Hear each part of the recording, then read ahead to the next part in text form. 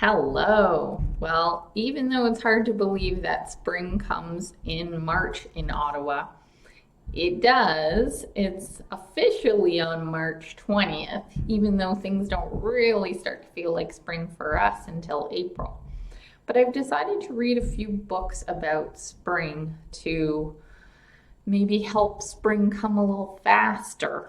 So, this first one is called Hopper Hunts for Spring, and it's by Marcus Pfister.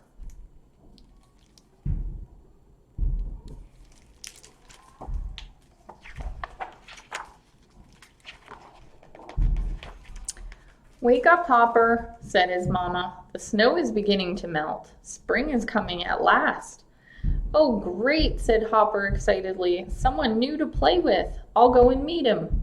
Before his mother could explain that spring isn't a person, Hopper was bounding away across the thin carpet of snow.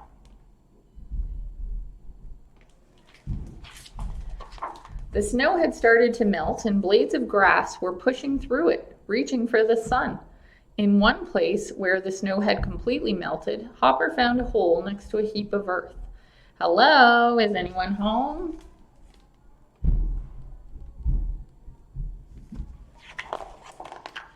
Maybe this is where spring lives, thought Hopper, squeezing himself into the hole.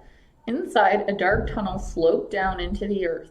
Hopper crept slowly down the tunnel. He couldn't see anything in the dark.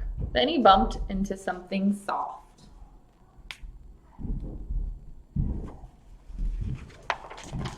Hello, said Hopper. You must be Spring. What are you doing in this tunnel? Spring, me? Said a voice. No, I'm a mole, and this is my tunnel. What are you doing here? I'm looking for Spring.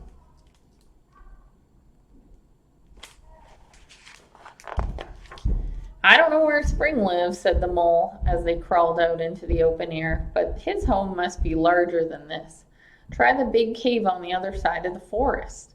Goodbye, mole, and thank you, said Hopper, scampering eagerly away.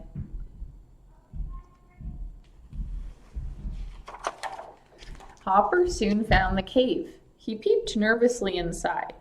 Near the back was something big and brown. What could it be? Wake up, Spring. It's me, Hopper. Mama and I are waiting for you.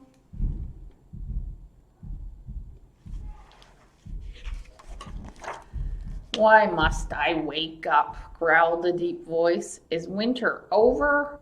Anyway, I'm not Spring, my little friend. Why not? Well, because I'm a bear. Why are you sleeping in this cave? Asked Hopper. I always sleep here in winter. When the first snow falls, I crawl inside and don't wake up until spring comes.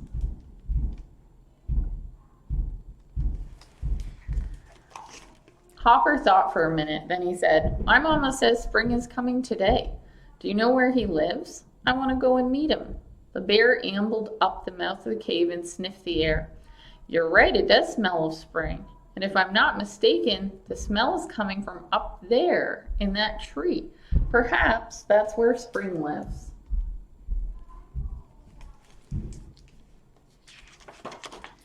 They ran over to the tree. Wait here, said the bear. I'll take a look. The bear clambered nimbly into the branches. Then he put one paw into a hole in the trunk.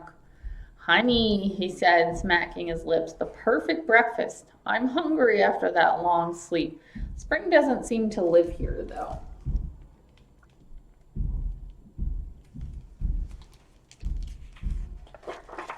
The bear climbed down again. Meanwhile, Hopper had started to feel hungry, too. They sat down together and licked the delicious honey from the bear's paw. I'm not going to look for Spring anymore, sighed Hopper. I'm too tired. We'll just have to wait until he comes.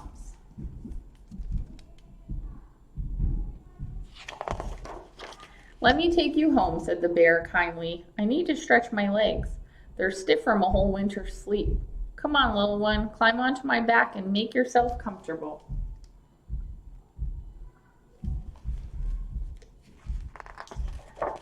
Night was falling when they found Mama Hare. There you are, Hopper, she said. I was getting worried. I didn't find Spring, Mama. He isn't in the hole in the ground, or the bear's cave, or the hollow tree. I don't know where he's hiding. But Hopper, you can't go out and meet spring, his mama said softly. Spring isn't an animal. It's just the time of year when the air gets warmer, the snow melts, and the flowers start to bloom. Oh, said Hopper, disappointed. Don't be sad. You did find a new friend, said his mother. Hopper crept close to Mama and waved goodbye to the bear. Come back soon, he called after him. We can play together all through the spring.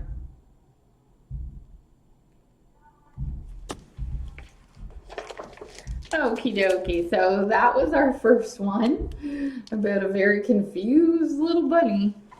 I hope you all knew what spring was before I read this story.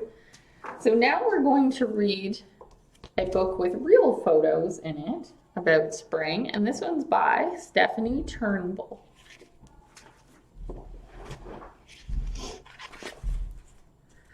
It's spring. Bright flowers push up through melting snow. And this is what I always think of when I think about spring, the first crocuses, because I just love seeing the little crocuses come up in the spring. They're always the first flowers. Sunny spring. Our spring months are March, April, and May. The sun comes up earlier every morning and sets later every evening. Days are lighter and warmer. Nature comes back to life after winter. Windy weather. It's often windy in the spring. This makes the weather change quickly. One minute it's bright and breezy, the next minute it's pouring rain. Look for a rainbow when sun shines on rain. Time to grow. Warm spring sun and rain help new plants sprout from the soil. Leaf buds on tree branches uncurl and spread. Masses of white and pink flowers called blossoms open on fruit trees. And they smell so nice. Such a beautiful smell when the blossoms start to open up on the crabapple trees. So nice. Finding food.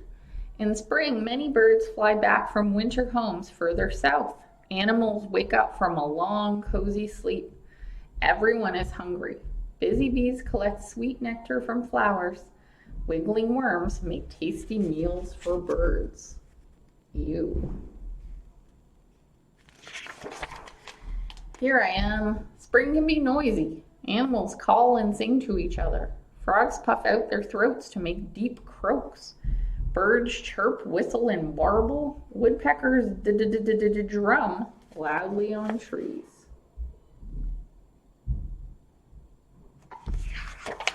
Busy builders. Animals are soon busy making nests for babies. Birds build nests from twigs, leaves, grass, and mud. Wasps turn soggy bits of wood into papery tubes. Eggs everywhere. Birds lay just a few eggs, but some animals lay hundreds. These are tiny butterfly eggs. Look at all of them. Birds keep their eggs safe and warm until crack, babies break out of their shell. Aw, little baby chicken, so sweet. Lots of babies. By late spring, there are babies everywhere. Lambs can stand soon after being born. Before long, they're running and jumping. A fawn stays close to its mother and drinks her milk.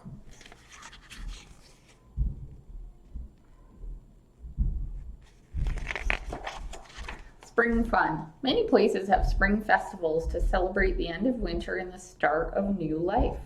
Enjoy spring by planting seeds, spotting baby animals, or hanging up nesting boxes for birds.